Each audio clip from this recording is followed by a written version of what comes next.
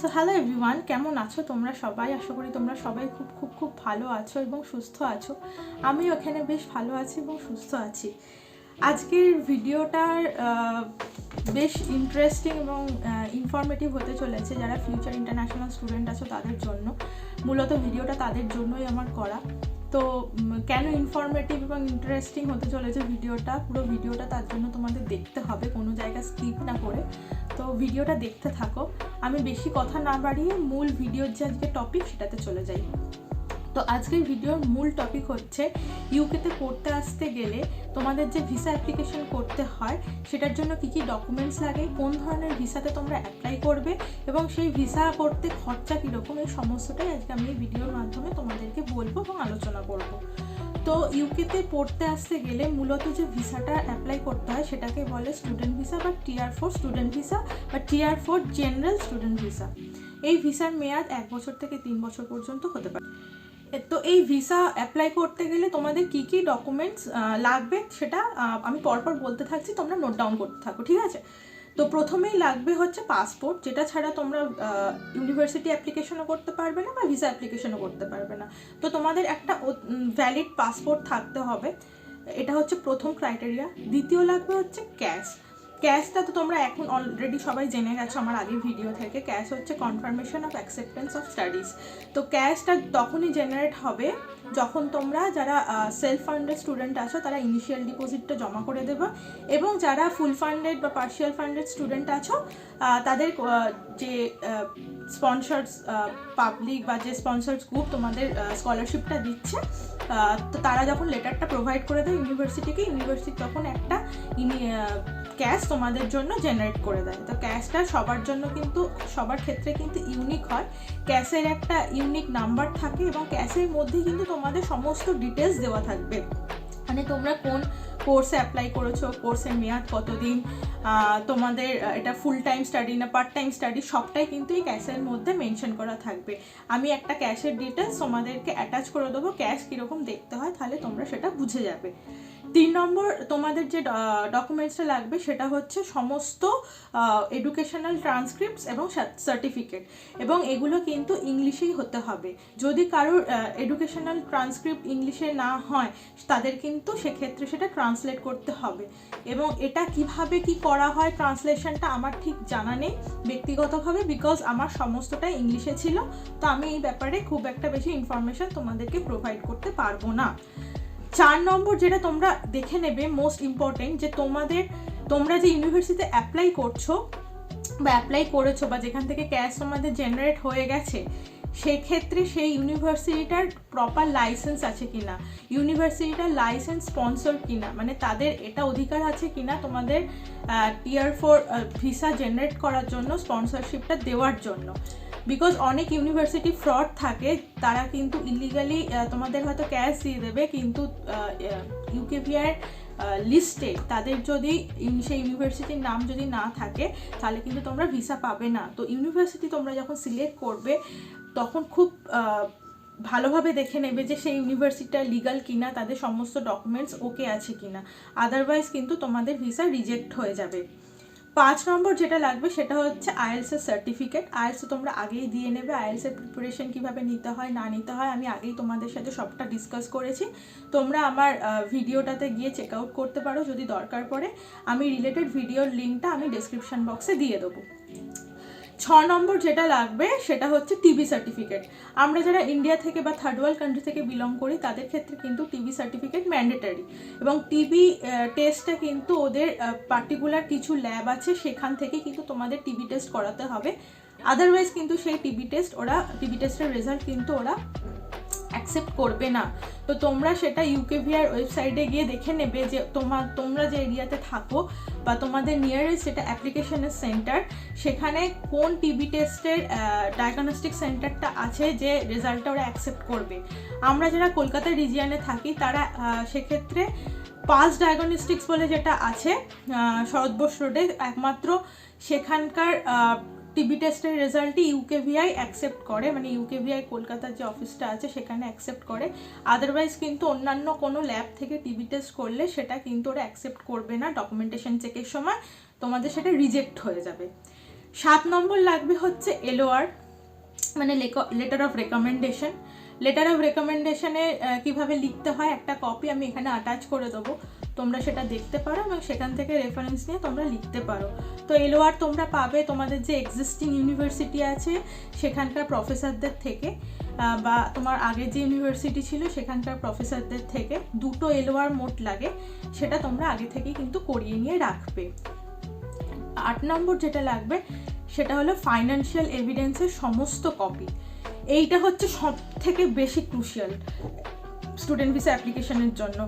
এটা ভীষণ ভীষণ ভীষণ একটা ইম্পর্টেন্ট জিনিস, এবং এটা আমি আজকে মূলত হাইলাইট করব। ফাইন্যান্সিয়াল ডকুমেন্টসটা তোমরা কিভাবে অ্যারেঞ্জ করবে সেটা হচ্ছে ফাইন্যান্সিয়াল, এখানে তোমাদের ফাইন্যান্সিয়াল ডকুমেন্টসে দেখাতে হবে তোমাদের যেটা কোর্স ফিস পার ইয়ার সেটা, প্লাস তোমাদের এখানে থাকা খাওয়ার জন্য যে খরচটা লাগবে আপ টু 9 মান্থস পর্যন্ত, এই টোটাল কস্টটা কিন্তু তোমাদের ব্যাঙ্ক অ্যাকাউন্টে ফর 28 ডেজ হোল্ড করেছে, এইটা তোমাদেরকে দেখাতে হবে। মানে তোমরা যারা কেউ পোস্ট গ্র্যাজুয়েশনের জন্য পড়তে আসছো তাদের ধরো যদি সেলফ ফান্ডেড স্টুডেন্ট হও, তাদের 1 বছরের কোর্স ফিস হচ্ছে 20,000 পাউন্ড, প্লাস এছাড়াও দেখাতে হবে হচ্ছে এখানকার থাকা খাওয়ার খরচাটা। যারা লন্ডনের মধ্যে থাকবে তাদের পার মান্থ থাকা খাওয়ার জন্য ওরা হিসেব করে হচ্ছে 1334 পাউন্ড পার মান্থ, এবং যারা লন্ডনের বাইরে থাকবে সেক্ষেত্রে তারা হিসেব করে হচ্ছে 1034 পাউন্ড পার মান্থ। এবার হচ্ছে তোমাদের এটা আপ টু 9 মান্থস পর্যন্ত দেখাতে হবে, মানে 1034 ইন্টু 9 প্লাস 1 ইয়ার টিউশন ফিস। যারা লন্ডনের বাইরে থাকছো, যারা লন্ডনের ভেতরে থাকছো, 1034 পাউন্ড ইন্টু 9 প্লাস 1 ইয়ার টিউশন ফিস। এই টোটাল যে অ্যামাউন্টটা হয় সেই অ্যামাউন্টটা তোমাদের ব্যাঙ্ক অ্যাকাউন্টে দেখাতে হবে, এবং এই অ্যামাউন্টটা যে তোমাদের ব্যাঙ্ক অ্যাকাউন্টে 28 ডেজ ধরে হোল্ড হয়ে আছে সেটা কিন্তু দেখাতেই হবে, অ্যান্ড ইটস ম্যান্ডেটরি। 28 ডেজের ফান্ডাটা হচ্ছে তোমরা যদি কেউ সেপ্টেম্বর মাসে 1 তারিখে ভিসা অ্যাপ্লাই করবে 2024-এর, তাহলে তাদেরকে এই টোটাল অ্যামাউন্টের টাকাটা তোমাদের ব্যাংকে হোল্ড করতে হবে হচ্ছে 2024-এর অগাস্টের 1 তারিখ থেকে আপ টু 2024-এর সেপ্টেম্বরের 1 তারিখ পর্যন্ত। এইটা ওরা কাউন্ট করে। এটা যদি প্রপার না থাকে তোমাদের ভিসা কিন্তু আউটরাইটলি রিজেক্ট হয়ে যাবে। এটা খুব ইম্পর্টেন্ট, এরা সবাই হাইলাইট করে রাখো এই পয়েন্টটা। আচ্ছা, 9 নম্বর যেটা লাগবে সেটা হচ্ছে তোমাদের সমস্ত যে আধার কার্ড, ভোটার কার্ড, এই যে ডকুমেন্টসগুলো আছে, অ্যাড্রেস প্রুফ, এই সমস্তটাই লাগবে ভিসা অ্যাপ্লিকেশনের সময়। 10 নম্বর হচ্ছে ভিসা অ্যাপ্লিকেশনের ডকুমেন্টস আপলোড অলওয়েজ অনলাইনে করবে, অফলাইনে স্ক্যান করে কোনো রকম ডকুমেন্টস আপলোড করবে না। এক্ষেত্রে যদি কোনো ডকুমেন্টস মিস হয়ে গিয়ে থাকে তাহলে কিন্তু সমস্যার সম্মুখীন হতে হবে। 11 যেটা লাগবে সেটা হচ্ছে তোমাদের যদি কোথাও কোনো নামের ভুল থাকে বা নামের স্পেলিংয়ে, বানানে, সারনেমে কিছু প্রবলেম থাকে, সেক্ষেত্রে তোমরা যে এফিডেভিটটা করবে সেই ডকুমেন্টসটার স্ক্যান কপি কিন্তু তোমাদেরকে আপলোড করতে হবে। 12 নম্বর যেটা লাগবে সেটা হচ্ছে স্টেটমেন্ট অফ পারপাস। তোমরা কেন এখানে পড়তে আসতে চাইছো, মানে তোমরা ইউকেকেই কেন খুঁজে নিলে, এই স্টেটমেন্ট অফ পারপাস কিন্তু ভীষণ ভাইটাল। এখানে কিন্তু তোমরা অলওয়েজ এটা প্রুভ করার চেষ্টা করবে যে তোমরা ইউকে থেকে আলটিমেট ব্যাক করবে তোমার হোম কান্ট্রিতে আফটার ফিনিশিং ইয়োর স্টাডিজ। তো এইটা যদি ওরা কোনোভাবে বুঝে যায় যে তুমি ওখানে থাকার জন্যই অ্যাপ্লাই করছো বা এখানে চলে আসতে চাইছো, সেক্ষেত্রে কিন্তু তোমার ভিসা ওরা আউটরাইটলি রিজেক্ট করে দেবে। তোমাদের এটাকে স্টেটমেন্ট অফ পারপাসের মধ্যে অলওয়েজ এটা লিখতে হবে, after finishing your study you have to come back your country and serve your country. তো এইটা যেন অলওয়েজ তুমি তাদেরকে প্রুফ করতে পারো যে তোমার ওখানে থাকার, পার্মানেন্টলি থাকার কোনো প্ল্যান নেই, তুমি এখানেই আলটিমেট ফিরে আসবে। এটা খুব ইম্পর্টেন্ট একটা ইস্যু, এবং এটা খুব ভেবে চিন্তে তোমরা লিখবে। এটা হলো পুরো ভিসা অ্যাপ্লিকেশনের জন্য যে যে ডকুমেন্টসগুলো লাগবে সেটার একটা লিস্ট আমি তোমাদেরকে দিলাম। তোমরা এই বুলেট পয়েন্টগুলো জাস্ট হাইলাইট করে রেখো, এবং কীভাবে তোমরা এগুলো অ্যারেঞ্জ করবে সেটা মাথায় রেখো, এবং পরপর এইভাবে অ্যারেঞ্জ করে গেলে এবং ভিসা অ্যাপ্লিকেশন শুরু করলে তোমাদের আশা করি কোনো প্রবলেম হবে না। তোমরা অলওয়েজ অনলাইনে ভিসা অ্যাপ্লাই করবে, সমস্ত ডকুমেন্টস অনলাইনে আপলোড করবে, অফলাইনের জন্য কোনো কিছু স্ক্যান কপি রাখবে না। যদি কোনো স্ক্যান কপি ওরা মিস করে ফেলে ভিসা অফিস, সেক্ষেত্রে কিন্তু তোমাদের ভিসা রিজেকশনের একটা হাই চান্সেস থাকবে। এছাড়াও কেউ যদি ম্যারিড পার্সন হও, সেক্ষেত্রে তোমাদের তো ম্যারিড সার্টিফিকেট লাগবেই। আর একটা লাগবে হচ্ছে তোমরা এখানে এসে কোথায় থাকবে।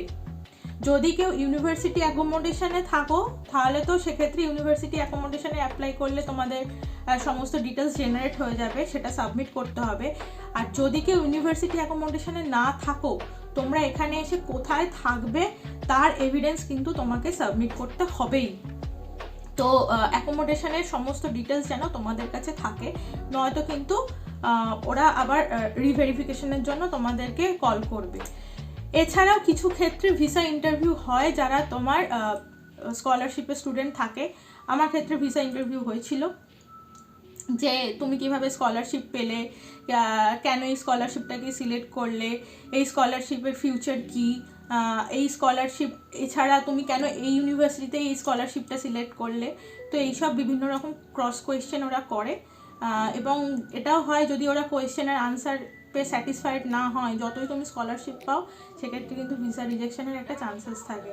তো অনলাইনেই সমস্ত কিছু এভিডেন্স আপলোড করার পর তোমাদেরকে একদিন যেতে হবে ভিসা অফিসে, নিয়ে তোমাদের এই যে ডকুমেন্টসগুলো তোমরা আপলোড করলে সেগুলো ভেরিফিকেশন হবে। তারপর বায়োমেট্রিক হবে। বায়োমেট্রিক কি আশা করি তোমরা এখন সবাই জানো। তোমাদের সব 10টা যে আঙুল আছে হাতে, সেই আঙুলের সমস্ত টিপগুলোর স্ক্যান হবে, এবং আইবলের ওরা ছবি তোলে, স্ক্যান করে, যেটা তোমার পাসপোর্টের সাথে মেলায়। নিয়ে তো বায়োমেট্রিক হয়ে যাওয়ার পর শুধু ওয়েট করা ছাড়া আর কোনো কিছু করার নেই।